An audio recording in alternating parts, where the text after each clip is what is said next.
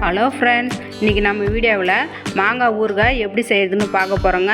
மாங்காய் சீசன் வந்துடுச்சுங்க, அதனால் எல்லோரும் மாங்காய் வாங்கி இது போல் ஊறுகாய் செஞ்சு வச்சுக்கலாங்க. ஒரு குழி கரண்டி எண்ணெய் ஊற்றிக்கலாங்க. எண்ணெய் காஞ்சதும் அதில் கடுகு போட்டுக்கலாங்க. கடுகு உளுத்தம்பருப்பு போட்டுட்டு கொஞ்சமாக பெருங்காயம் போட்டுக்கலாங்க. அது பொரிஞ்சதும் நம்ம மீடியம் சைஸில் ஒரு மாங்காயை பொடியாக நறுக்கி எடுத்து வச்சுக்கிறோங்க, தோல் சீவிட்டு. இதுக்கு தேவையான அளவு உப்பு போட்டுக்கலாங்க. தனி மிளகாய் தூள் 1 ஸ்பூன் போட்டுக்கலாங்க. போட்டுட்டு நல்லா கலந்து விடலாங்க. கலந்து விட்டுட்டு இந்த எண்ணெயிலே நல்லா வேகட்டோங்க. அடுப்பை சிம்மில் வச்சுக்கலாங்க. ஒரு 5 நிமிஷம் நல்லா வேகட்டோங்க. நல்லா கலந்து விட்டுனே இருக்கலாங்க, அடி பிடிக்காமல். இப்போ நான் மாங்காய் நல்லா ரெடி ஆகிடுச்சுங்க, வெந்துடுச்சுங்க.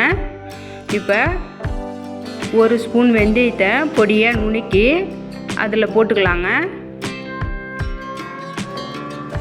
போட்டுட்டு அதை நல்லா கலந்து விடலாங்க. கலந்து விட்டுட்டு அடுப்பை ஆஃப் பண்ணிடலாங்க.